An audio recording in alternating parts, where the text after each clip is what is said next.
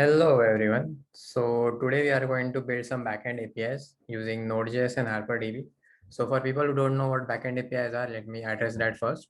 Backend APIs are basically URLs which you build using a server-based program like let's say Node.js or Django or Flask, which is supposed to serve data to your client. And by client, I mean websites. For example, let's say if you are using Twitter. So what you will do is you will create some website on which users can see their profiles and tweets.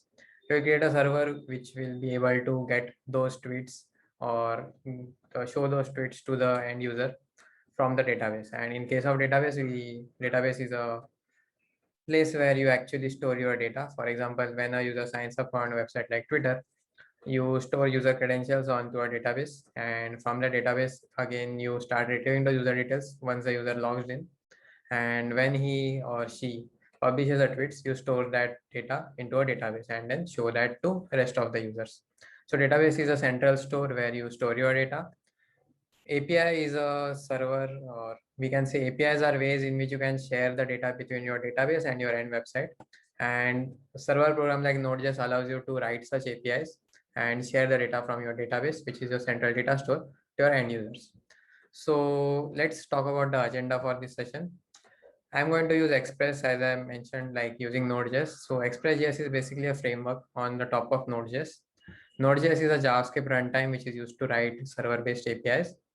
Express.js is a framework built on top of Node.js, which eases us or eases the process of writing APIs a lot. The database of choice for today is HarperDB.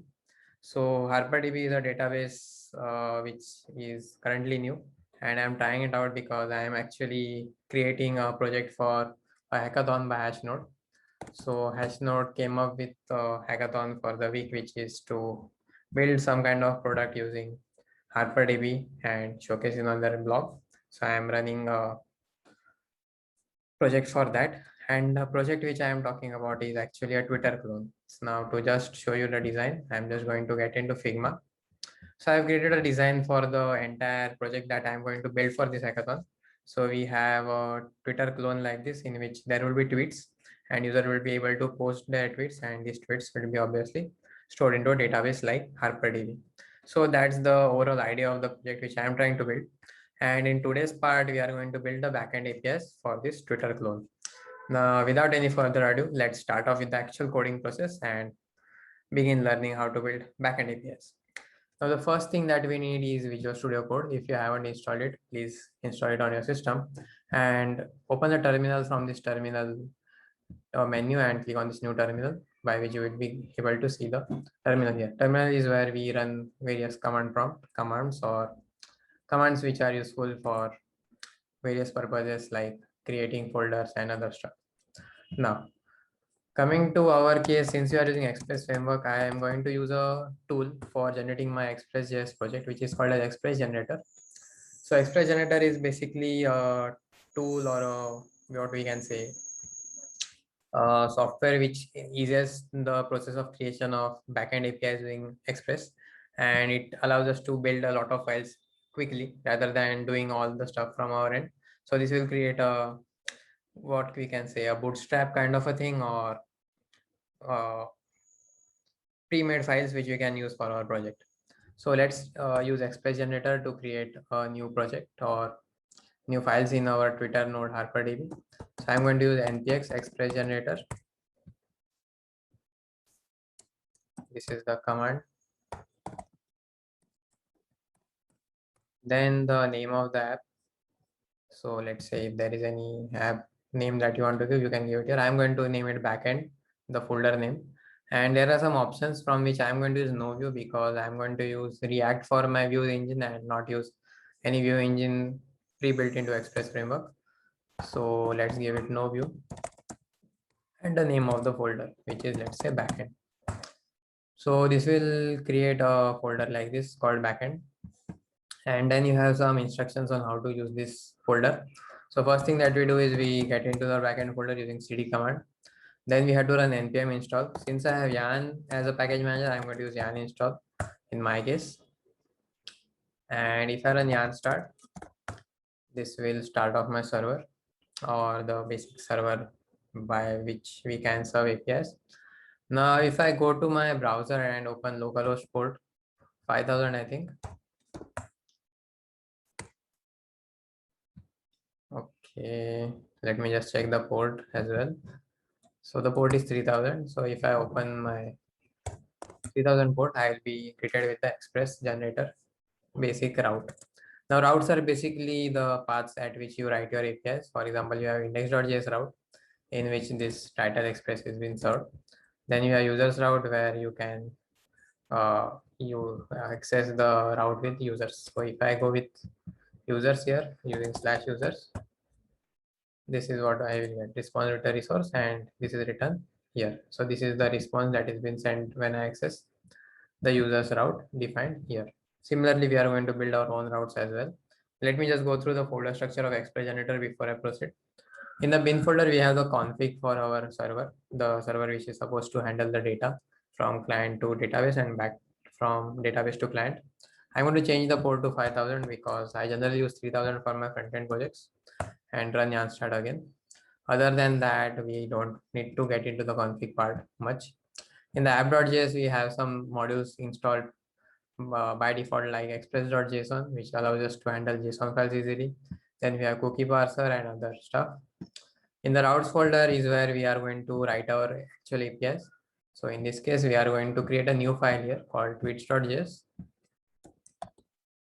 where we will create the routes for handling the data for our tweets. Routes are basically the URLs at which data is served. Now, coming back to the express part, what I want to do today is I want to first build an API to create the tweet. Now for that, we should first install some modules. Now the first module which I generally install is NodeMon. This allows me to allows the server to reflect the changes without restarting the server each time. I don't have to run yarn start every time. So I'm going to kill this server using Control C, then run yarn add and my NodeMon. I need to enter. This will install NodeMon. And now I will go to package.json and I change my start script from node to NodeMon. And I will run, sorry, my bad. I will run yarn start again. So this will start my script and this will listen for changes which are happening in the files and restart the server automatically. Other than that, since we are using HarperDB, we need to sign up for HarperDB website. So you can click on start free here and sign up for a account, add first name, last name, email, subdomain and stuff, and click on sign up for free.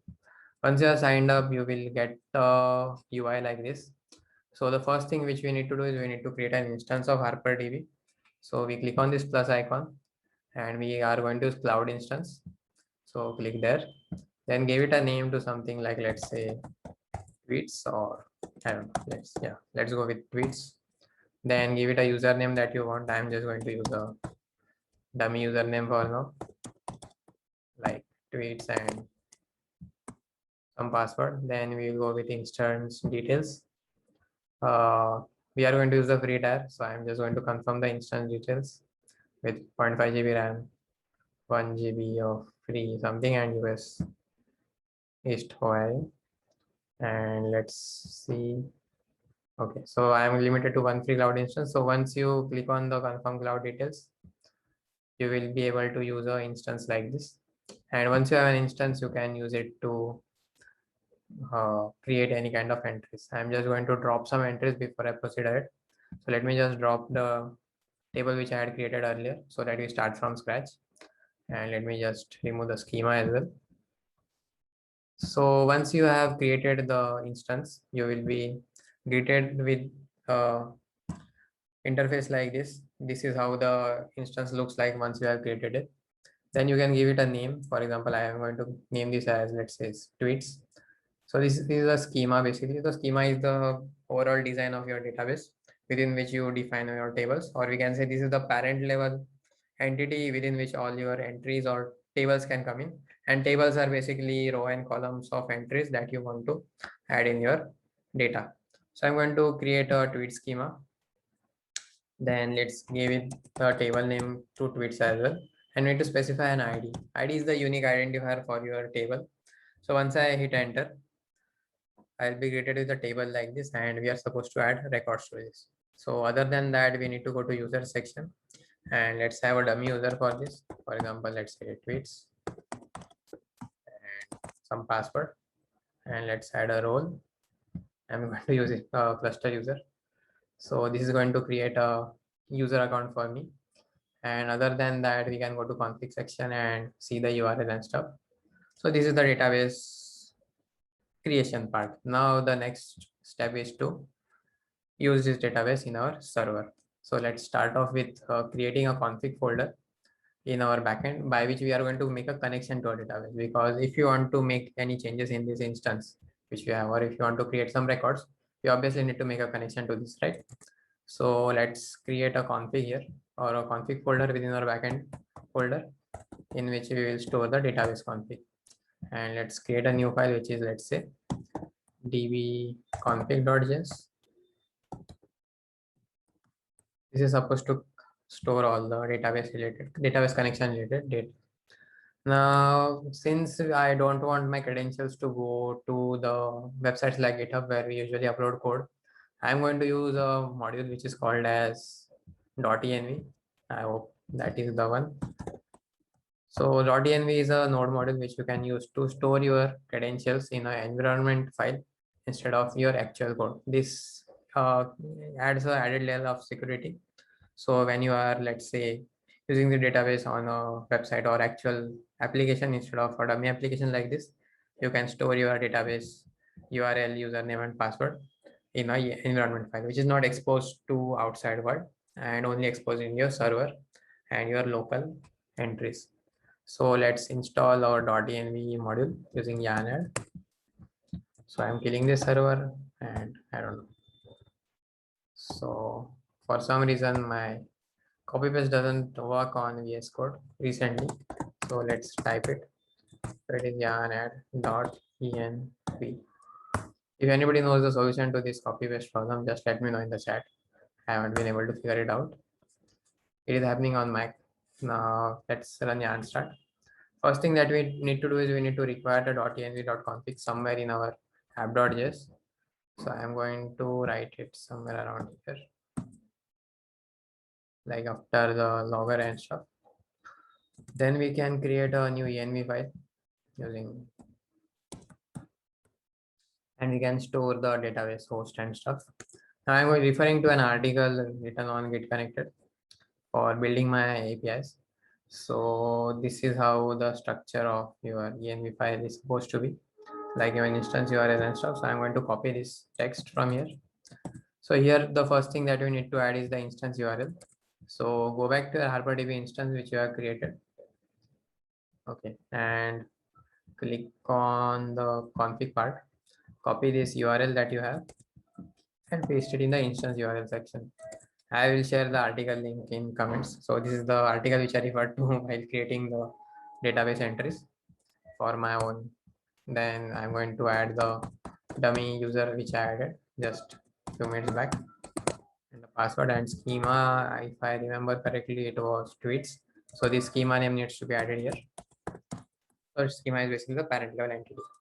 Once you have the config defined, you can then start off with writing your database file. So we jump back to the config.js file, and now we can start creating our config. Now, before we add config, we are going to use an npm module for connecting to our Harper DB, which is called as HarperIve. So HarperIve is a npm module which reduces a lot of code which needs to be used for creating an instance and connecting to a Harper database. So let's install the HarperIve npm. Again, we need to kill the server and install that as well. I think this would have been done in a single step, but let's go step by step. It is easier to keep a track of things. HarperIve.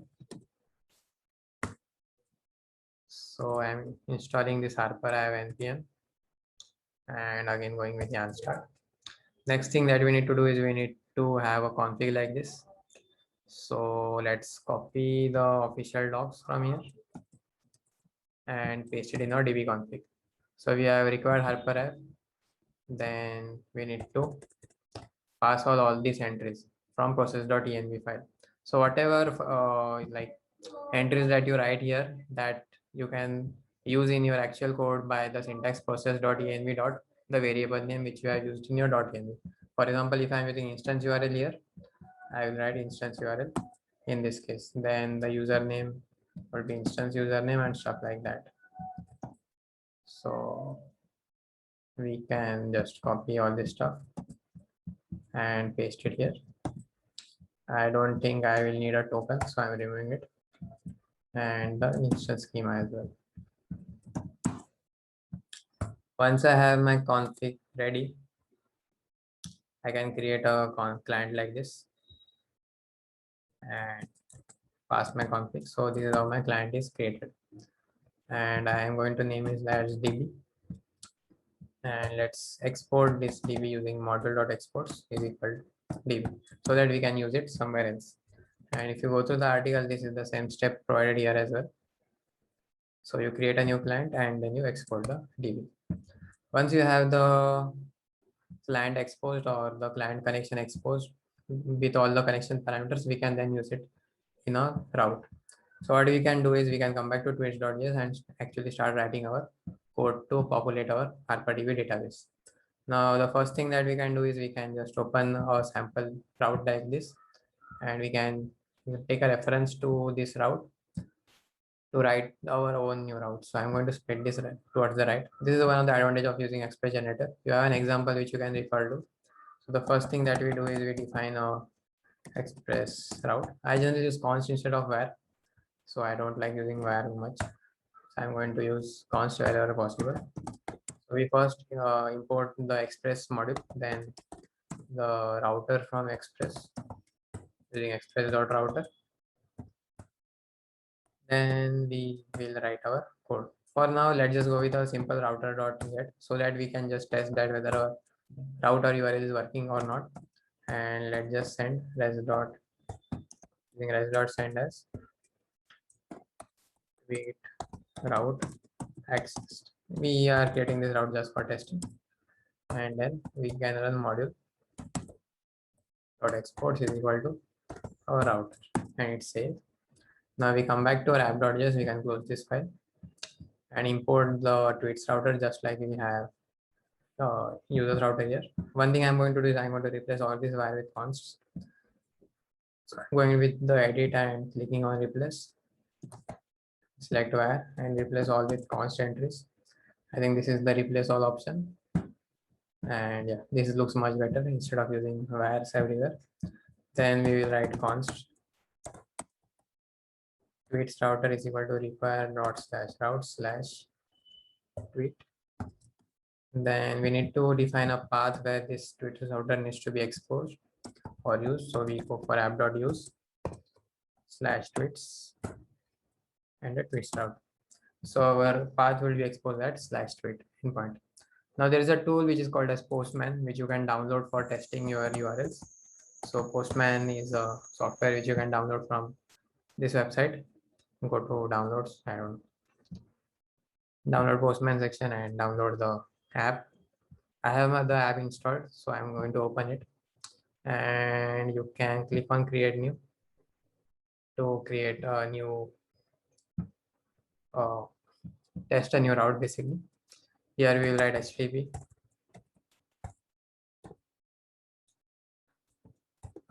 :/localhost. Since my server is running on 5000 port, I will write that. Then the route was tweet, right? So we'll go with the route tweet and hit send. And as you can see, we have the output which is tweet route access. And why did this happen?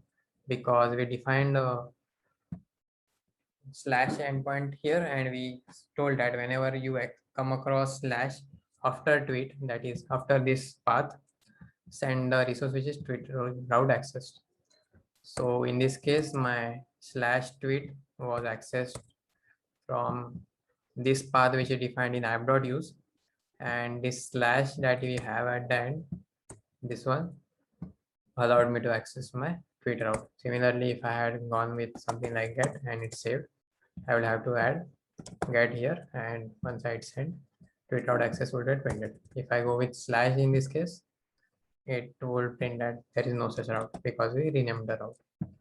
So basically that is how routes work in Express and Express generator.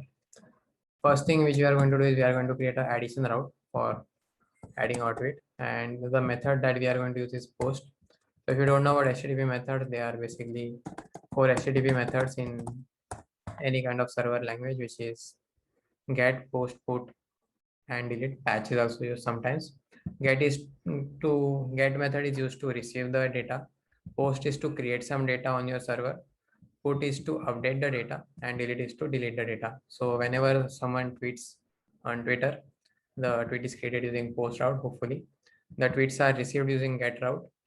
Tweets are deleted using delete route, and I don't think we update the tweets. But if there is some operation in which user details are getting updated, in that case, put method would be used. So those are the HTTP methods. Now coming back to our case, I need to create a tweet. So I'm going to go with add route. Now the next thing that we need to do is we need to import our config from the dbconfig file. So it is present in config dbconfig, which is outside my routes folder. So we need to go with const db is equal to require dot slash my config folder and my dbconfig. Dot slash is to go one folder back. Now I have my access to the db variable by which we can do some operations like add the data. So in our case, what I'm going to do is I'm going to send a JSON like this, which contains the tweet text, the user handle, for example, something like whatever the tweet user handle is, then the username and the is liked, whether the tweet is liked or not, and the tweet text. So this is the data which I'm going to send in my post request to my tweets route in the slash endpoint. So this is going to come in my request dot body. So if I print out the request dot body right now using console.log data, let's say received,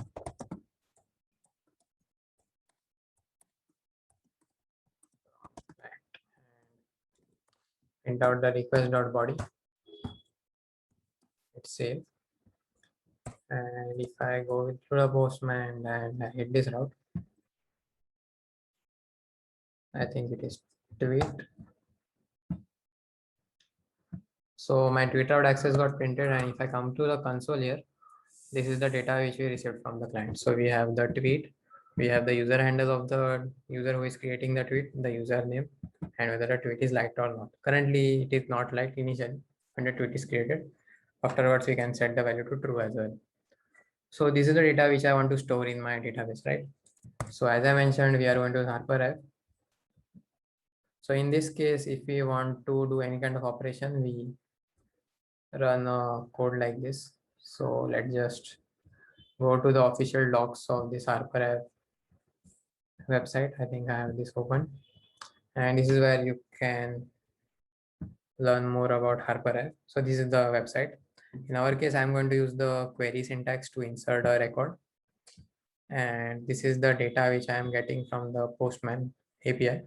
So I'm going to use the client.insert method or db.insert to insert my data, and these options actually contain the JSON data of how we want to store our data. So let's copy these options from here, come back to our code and paste it here.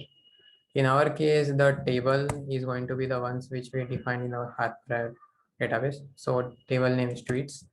So I'm going to name this as tweets as well. So this is where the table is currently.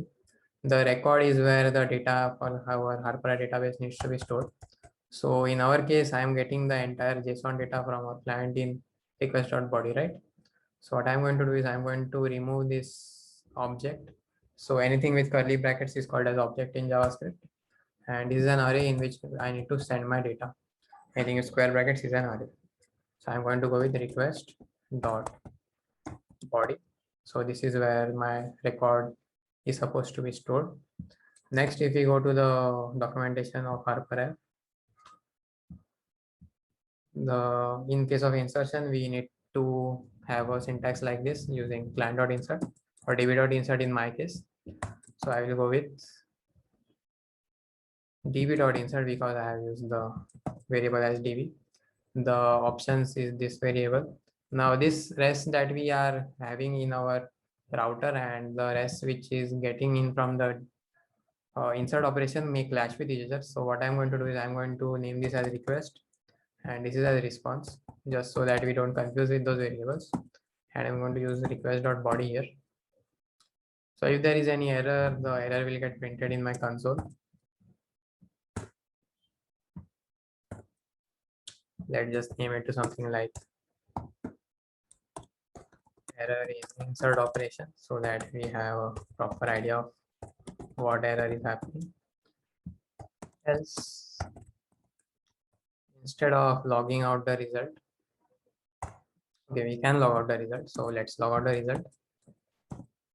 And we can send a response back to our client just like this using res.send.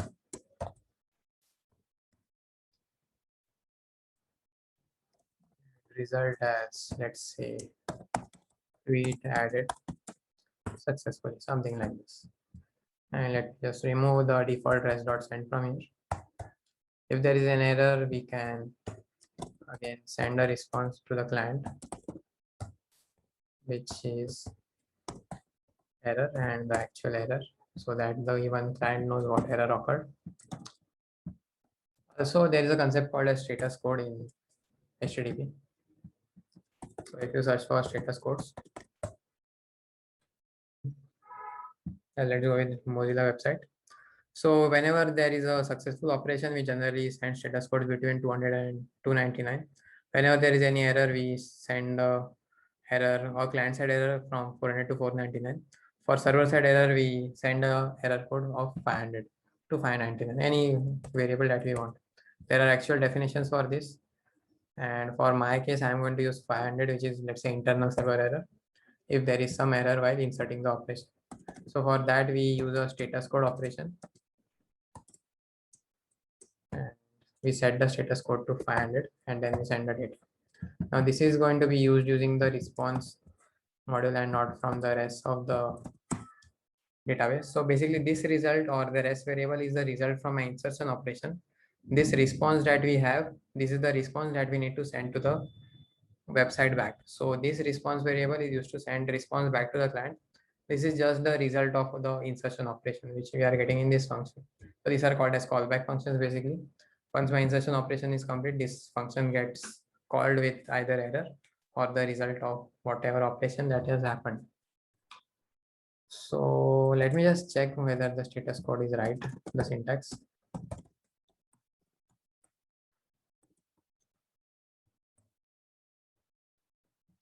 So yeah, this is how we are using the response. Search for status. Okay, we use status, now status code. So let's keep it as status. And if there is an error, we'll send 500 as a response. So now let's come back to our Postman and let's try to send this tweet on add route and see what happens. So we have a reference error, which is request is not refined.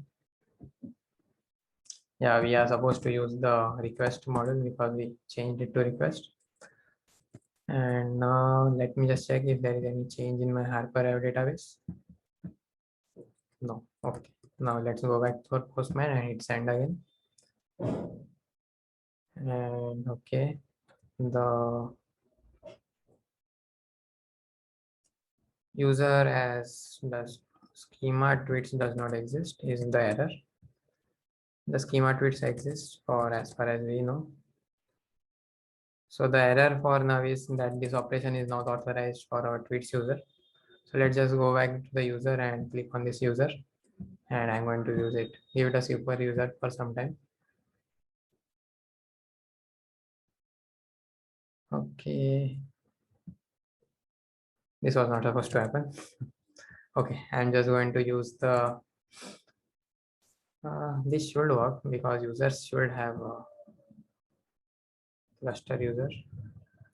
Anyways, let's add a new user, which is, let's say, tweets2, tweets2 1 2 3, and leave it a user, super user. It shouldn't have tweets user, some random password. super user. Let's try with this user now, and hopefully this will work. So we need to go back to our env and change this to fits user. So fits user 123. Let's start the database again, and let's try to run the Postman API. And now we have tweet added successfully. So the user has necessary permissions to access the database. Now if we come back to our HarperAve database and click on browse, we have an entry here which is like false, learning how to search data, and the entry which we wanted to serve. So in case of users, we need to set super user. This is not something which I knew previously. So yeah, I also understood about that right now. Now let's add another entry to this, which is, let's say, learning how to create backend APIs, and hit send. And now if we click on refresh, we have two entries, which is to search the data entry, and we also have the entry to create backend APIs. And we also have the created time at which time the entry was created as well. Now the next part of our API is to get the tweets. So let's come back to our database, go back to wherever we were at tweets.js, and create another route using this syntax, which is router.post. This time I'm going to use router.get because I want to retrieve data. And let's give it a name as getAll. Add a function for request and response. And let's see how to get all the records from our HarperAve npm. So we come back to our HarperAve npm, and this time I need to search by value to get the data. So this is how we can search by value to get all the data from our HarperAve database. So we first need to define options, just like we defined options previously. In this case, my table is going to be tweets. Search attribute is the column name which you want to search for. For now, I think in our case, we can go with user handle.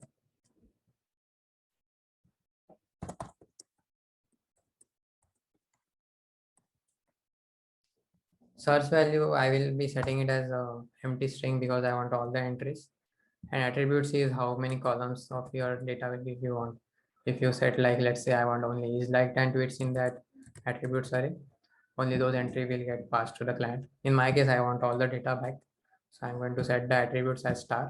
Star means all the columns from the table are going to be sent back to the client. Now these are my options. Then let's check the documentation for the next part. Then we need to search by value like this. So let's go with that. This is our options. If there is any error, again, we will print out the error and also send the error back to the client. So let's print it out something like error occurred while fetching data and my error. Else, for now, let's just print out the logs or the result of your operation before we proceed ahead.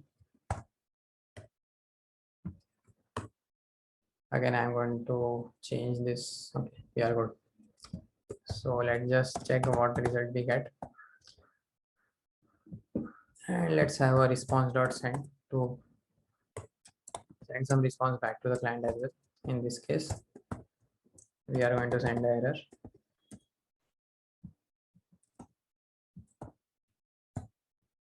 With status code as well. For my case, 500. Since it is an error, and if not, let's just send with results. Now currently we don't know what results will be, so I'm just going to send an empty array just for testing. And come back to Postman, and let's go with. So this is where you set your HTML methods. In this case, it is get. In previous case, I had set this to post. Then I had came to the body section, selected raw as an entry, and set this as JSON. In case of get, we don't need to set the body, so the body will be none. For post, we generally go with raw and set this as JSON and then send the data that we want. For now, let's set it to none and hit send. Okay, my route is tweet. Let it send again. Okay, I am not supposed to use client here. I am supposed to use the DB variable because we used DB variable there. Then let's hit send. So we have results as undefined, and this is the data which we are getting from our data operation.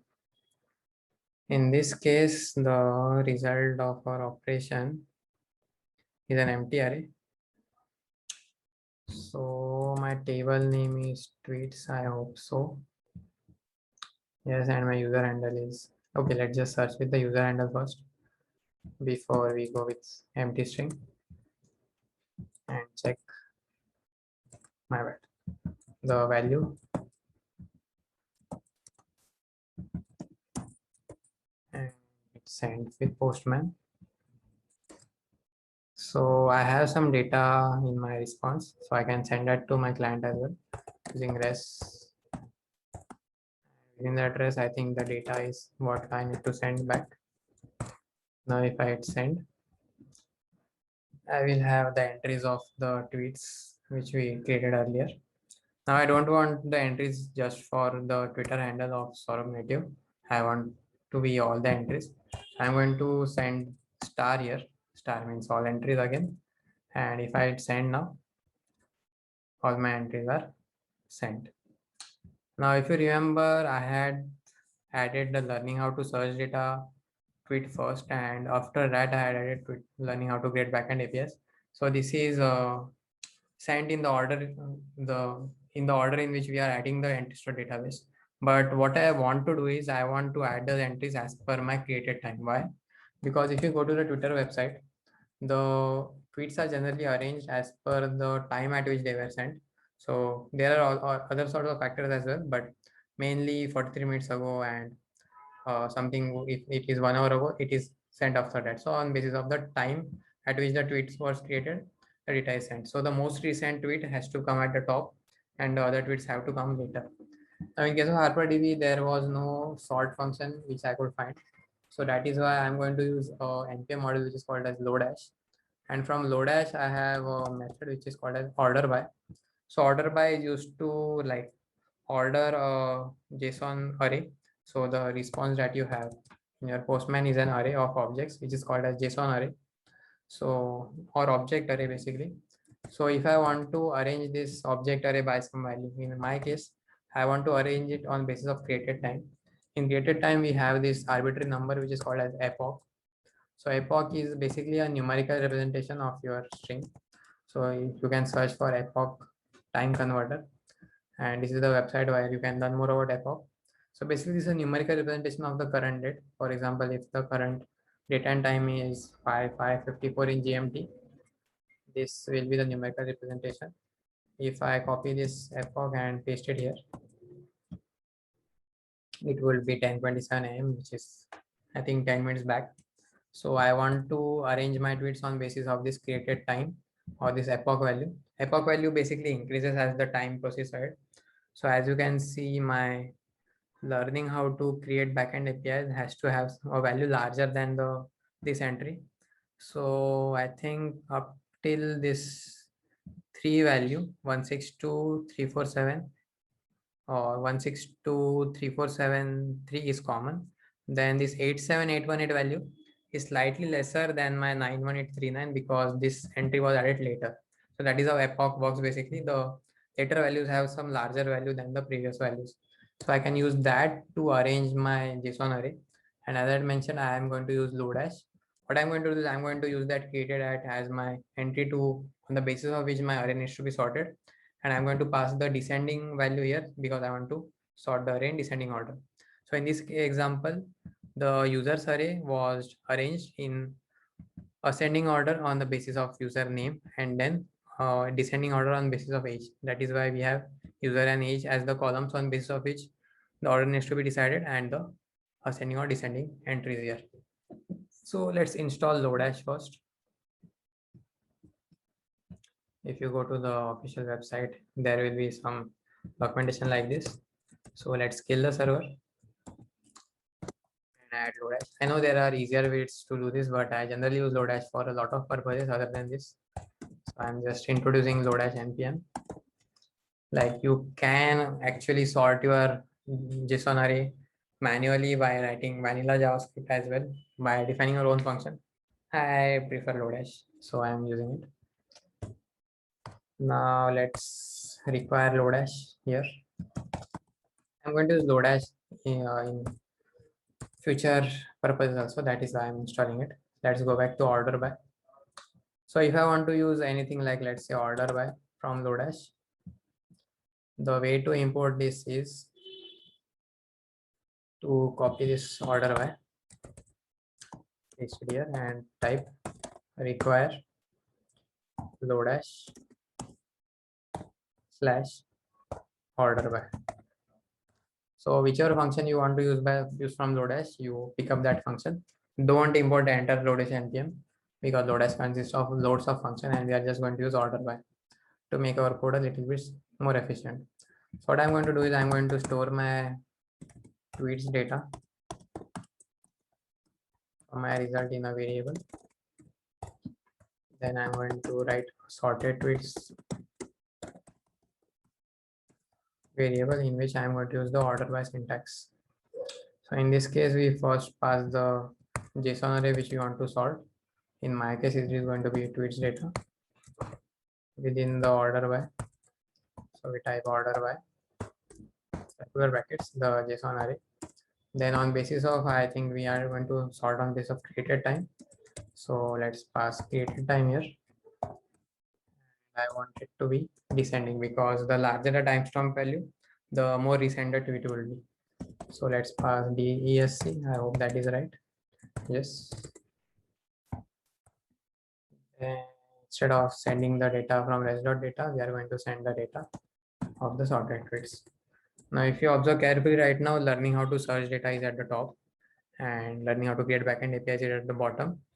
If I hit send next, my backend APIs came at the top and my search data came at the bottom. That is what we want. Let's add another tweet so that we are completely sure about this. So let's say I am typing a text which is, this is my most recent tweet, and I send. So this tweet will get added into a database. You can check it by going to database part, clicking on browse.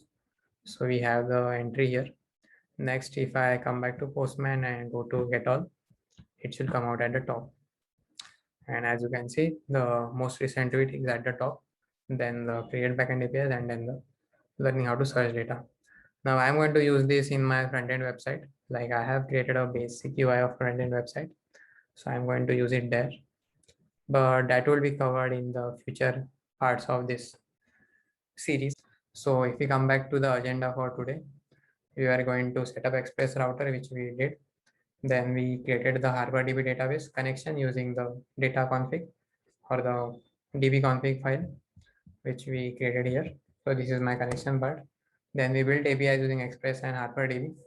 The last part is obviously deployment of APIs on Heroku. So let's tackle that. So Heroku is basically a platform on which you can host your APIs. So Heroku, let me just open an incognito window. Heroku is basically a platform where you can host your server database or server program. You can host Node.js server, Ruby server, Python server, PHP, Java, or Go server, any server that you want. And I'm going to use my Node.js server here. So the first thing that we do is we search for host Node.js on Heroku. This is the guide which we can refer to for deploying our Heroku server. First thing that we do is we obviously create the server which we are done with. Then we need to specify the node version. So you can read this article in detail. I have gone through a lot number of times. So the first thing that we need to do is we need to specify the node version in package.json. So you can type node-v. So currently it is as version 15.1. Then we come to the package.json file and we add a engine section here with my node version. So comma the engine version here, and the version which I have is 15.0.1. Then I typically freeze my node modules version. So instead of using tilde, I just have it to the exact version that I am currently using. I use it so that I don't come across any issues in future. So this is how you freeze your npms. You remove the tilde and uppercase. Once you have your engines defined, next is to test this out using Heroku local web command. So I'm going to the npx because I don't have Heroku installed locally. So if I run npx Heroku local web, my server will get served, and as you can see, the server has started. That's good enough for me. Next, we need to define a gitignore file. Let me just check if I have a gitignore. I don't have one. So let's create a gitignore. Gitignore is basically the file in which you add the files which you don't want to be uploaded to your Heroku or your Node.js server or your GitHub, basically. Sorry, not Node.js server, or your GitHub or Heroku server. So I'm going to create a .gitignore file here using touch.gitignore, and I think there will be a file created like this here. I generally use a gitignore creation website, which is gitignore.io. This is by TopTal. This is where you can just define which are platforms you want to ignore.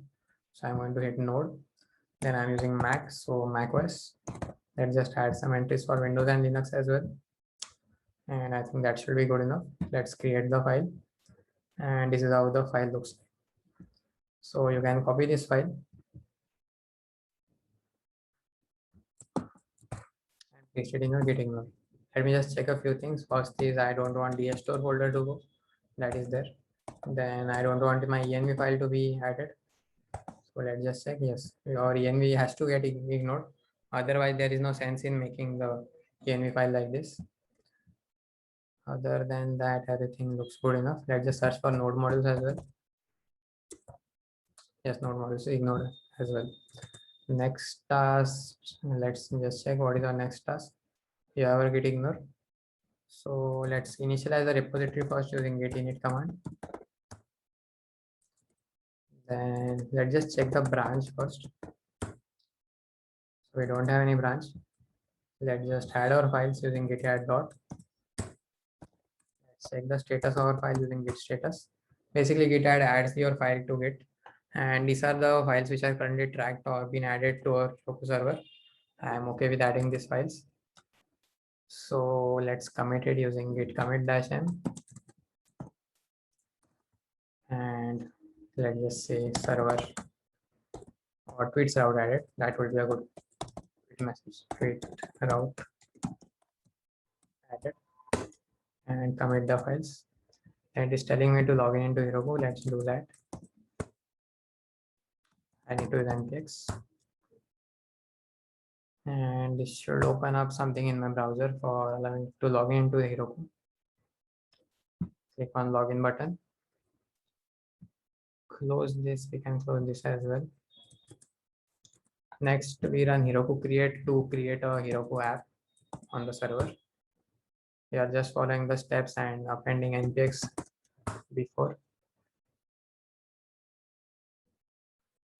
So this is the app which would have got created in my dashboard. Let me just check. So if I refresh, this is the app where my website or my APIs will get hosted. Coming back to the, so we need to push to main, but I don't think my branch will be main right now. Let's just check. It is master. So master was a branch or a default branch which was used previously. Currently it is main. So there is a command to convert our master branch to main, which is git branch -m master to main. I'm going to run that. Now if I run git branch command, my branch will be main. This could be uploaded to Heroku. So let's run git push Heroku main. So this will build my resources and stuff.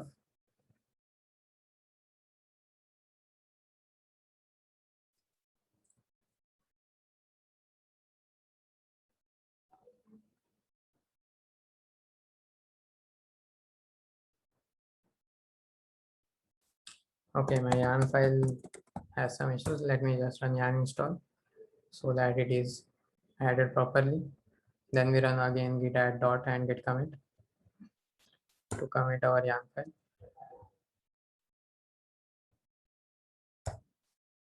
So let's go with yarn lock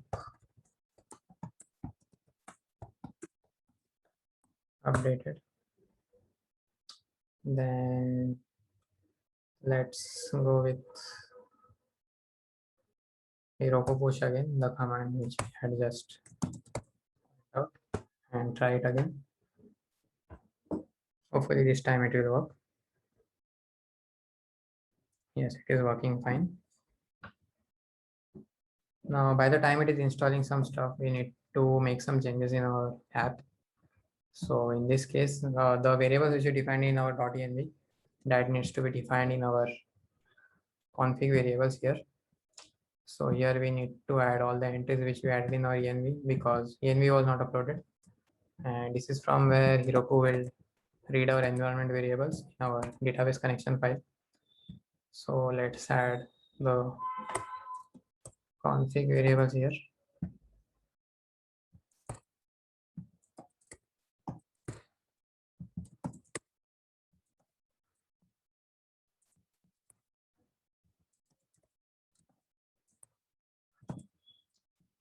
Let's hit add and hide the config. And now I think the URL is deployed. So we come back to overview section and we click on open app and it should show express for currently. Then if we go with this in our Postman and if we change the localhost URL to our API, this is how. And we have the same data from our Heroku URL. So this is the URL which we can use in our front-end application. One thing which I forgot to do was installing CORS npm. So CORS npm is the npm which you typically use to allow your websites or client websites to access your Heroku server or server which is on a different origin or URL. So let me just add CORS as well using yarn and CORS. I'm going to define a proper config later. Right now, I'm just going to require my CORS file here. This is just because the website which you are going to build won't be able to access the database routes without allowing it to be accessed. So we require CORS module here. CORS is to allow the request from our website. Then let's add this middleware as well. Somewhere here, it's safe. Let's just go with git add dot and commit again.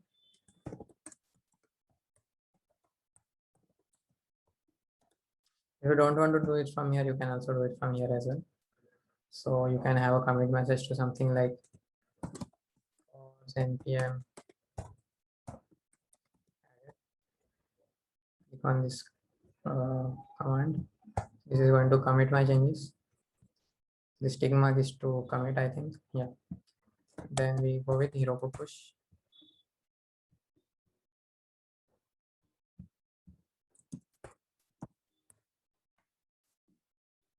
And we are done.